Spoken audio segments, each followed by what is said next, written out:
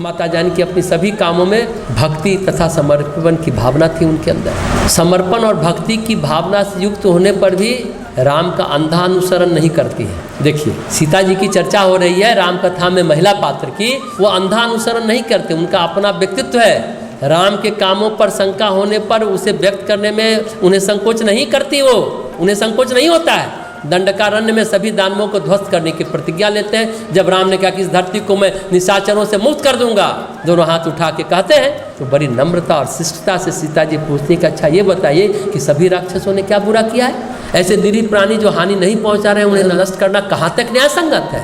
राम उनकी शंका का आदर करते हैं और उनको संतुष्ट करने के लिए अपने निर्णय की व्याख्या करते हैं। सीता जी अपनी वनवास के समय अपनी सुरक्षा के विषय में नहीं, वरन अपने पति राम और उनके भाई लक्ष्मण के प्रति ज़्यादा चिंतित रहती है, क्योंकि उन्हें उनके कारण कष्ट उठाना पड़ता है। दंडक वन में उन्हें सबसे पहले विराज नामक राक्षस का सामना करना पड़ता है। राक्षस पहले जानकी जी को उठा ले जाता है, फिर राम लक्ष्मण को क्रोधी पाकर जानकी जी को छोड़ देता है। दोनों राजकुमारों को ले जाने की फिर कोशिश करता है। इस संकट काल में सीता उस राक्षस से अनुरोध करती हैं कि वो दोनों राजकुमारी को छोड़कर स्वयं उन्हें ले जाए। और सामान्य मनोबल वाली निर्भीक सीता के अतिरिक्त कोई सामान्य महिला राक्षस के सामने इस तरह की बात नहीं कर सकती। राक्षस के सामने सीता जी ही कर सकती है। कितनी साहसी है, ये सब उदाहरण है।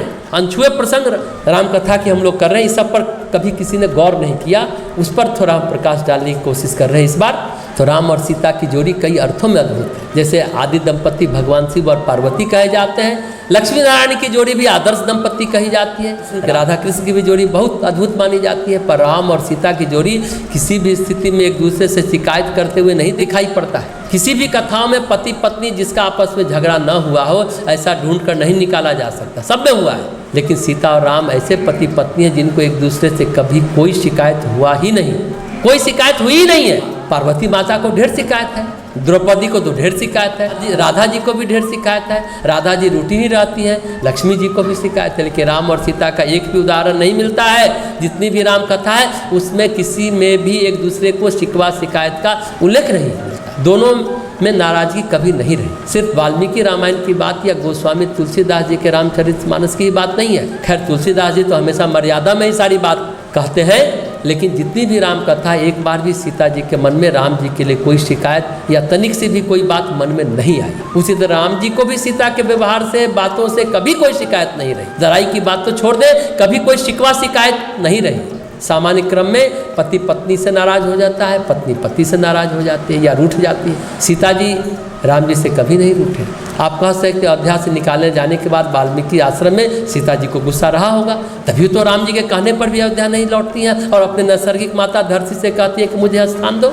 सामान्य लोग कहते हैं ना कि सीता जी को नहीं निकालना चाहिए, सामान्य समझ यही कहती है कि सीता जी को गुस्सा आ रहा होगा, पर सीता जी को गुस्सा नहीं था। उनको तो अयोध्या वापस ही नहीं जाना था। महर्षि वाल्मीकि क्या लिखते हैं, वो राम जी के अपयश का कोई कारण नहीं बनना चाहती थी। उन्होंने देखा कि मेरे कारण मेरे पति का यश कलंकित हो रहा है, इसलिए वो नहीं गए। उनके मन में कभी कोई विचार नहीं आया कि राम कोई गलत आचरण करेंगे, और राम ने किया भी नहीं। कल्पना करने की बात है, अयोध्या के इतने बड़े महाराज, पूरे धरती के सम्राट भगवान श्री राम, सीता जी के जाने के बाद शादी के लिए कोई स्त्रियों की कमी थी? कोई कमी नहीं थी। लेकिन राम तो सीता जी को जैसे मुंह दिखाए में पति पत्नी को उपहार में कुछ भेंट देता है। अपने मिथिला में ये प्रचलन है, यह परंपरा आज भी बहुत प्रखर है भेंट देने का। सीता जी को भगवान राम ने यह उपहार दिया था। शायद इस शब्द को आप लोग सुनना चाहेंगे कि मेरे मन में और जीवन में किसी दूसरी स्त्री का प्रवेश नहीं होगा, छाया भी प्रवेश नहीं करेगी। सीता, मैं तुमको वचन देता, जीवन में कोई नहीं आएगा। ये बहुत लोग कह सकते हैं, लेकिन मन में भी नहीं आएगा, ये प्रायः कोई नहीं कह सकता है। हालांकि अभी अखबार में हमने पढ़ा था कि अररिया बिहार में 106 साल के पति की मृत्यु 96 साल की पत्नी के मरने के 4 घंटे बाद हो गई। 75 साल तक दोनों एक साथ जीवन व्यतीत किया। अभी 1 महीने पहले की घटना। 75 साल तक दोनों एक साथ जीवन व्यतीत किया, और इतना अगाध प्रेम की पत्नी की मृत्यु के विरह को 4 घंटे भी सहन नहीं कर पाए, और उन्होंने भी शरीर त्याग दिया। आज के युग में यह अपवाद ही है। सच कहे तो राम और सीता में प्रेम की जो अंतरधारा बहती थी, उस पर किसी ने सही ढंग से कलम नहीं चलाई है। ये अनुभव करने की बात है, सिर्फ एहसास करने की बात है कि वह प्रेम अद्भुत है, अलौकिक। राम और सीता का जो तो दरअसल कोई अलग उनको कर ही नहीं सकता, उनकी अंतर चेतना एकाकार है। लोक दृष्टि में राम अयोध्या में है और सीता वाल्मीकि आश्रम में है, पर ध्यान से समझने की बात है, जब सीता जी को लक्ष्मण जी ने वन में छोड़ा तो छाया की तरह हनुमान जी साथ में रहे, राम जी की आज्ञा से रहे।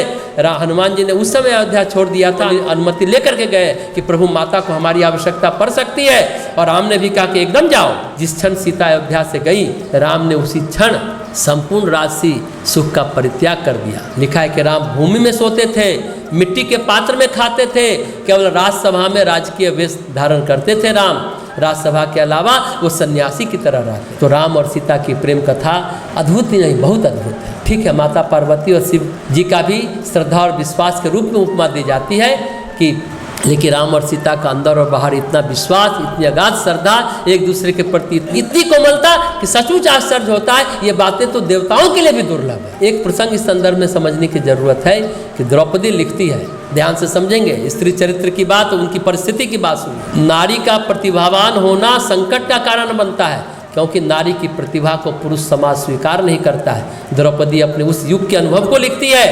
उसका अनुभव कैसा था? उसने कौरव की सभा में शास्त्रीय प्रश्न पूछे थे ना, जब उसका चीरहरण हो रहा था, जब उसकी साड़ी खींची जा रही थी, तो उसने शास्त्रीय प्रश्न पूछे थे। भीष्म पितामह से प्रश्न किए थे, कृपाचार्य से प्रश्न किए, विदुर से प्रश्न किए, धृतराष्ट्र से किए, द्रोणाचार्य से प्रश्न। कोई अशास्त्रीय प्रश्न नहीं पूछा था। द्रौपदी द्रोणाचार्य से पूछती कि जब मैं विवाह पश्चात विदा हो रही थी तो आपने मेरे पिता से कहा था कि द्रौपदी मेरी पुत्री भी है और पुत्रवधू भी है। अर्जुन मेरा शिष्य है तो मेरी पुत्रवधू है, और आप मेरे मित्र यानी मेरे मित्र की पुत्री है, इसलिए वो मेरी पुत्री है। द्रौपदी पूछती है द्रोणाचार्य से, आज जो मेरे साथ ये आचरण हुआ, ये आपकी पुत्री के साथ हुआ या पुत्रवधू के साथ हुआ? द्रौपदी जबरदस्त है, अग्निसुता है ना, वो भी अयोनिजा है, योनि से उत्पन्न नहीं है, साक्षात काली है। सीता जी तो भूमि सुता है, अयोनिजा वो भी है, भूमि पुत्री है, तो वो लक्ष्मी है, सौम्य है, लेकिन जो अग्निसुता है काली है। कितना बढ़िया बोलती है। आपने सामर्थ्य रहते उसे सहन कैसे किया? एक और महत्वपूर्ण बात, दोनों में एक समानता है। द्रोणाचार्य भी अयोनिज है, द्रौपदी भी अयोनिजा है। द्रोणाचार्य भी किसी गर्भ से उत्पन्न नहीं हुए। द्रोणाचार्य एक पत्तल के दोने में पैदा हुए। ऋषि भारद्वाज का स्खलित बीज दोनों में संग्रहित कर वही गर्भ का विकास हुआ, इसलिए उनका नाम द्रोण हुआ। द्रौपदी अग्नि से पैदा ली, दोनों का जन्म किसी योनि से नहीं हुआ है। द्रोणाचार्य को इतना शस्त्र विद्या का ज्ञान है कि देवता भी उनका सामना नहीं कर सकते। मनुष्य की बात तो छोड़ दीजिए, वही भीष्म पितामह कर्ण को कहते तुम जिनकी बात कर रहे हो उनके धनुष की डोरी चढ़ाने लायक तुम नहीं हो। द्रोणाचार्य अद्भुत है, उनकी सामर्थ्य बहुत अतुलनीय है, पर द्रोणाचार्य भी द्रौपदी के प्रश्न का उत्तर नहीं दे पाए, चुपचाप सिर झुकाए रहे। इसलिए द्रौपदी कहती है स्त्री की प्रतिभा को समाज सहन नहीं करता। लेकिन माता सीता के साथ ऐसा नहीं हुआ।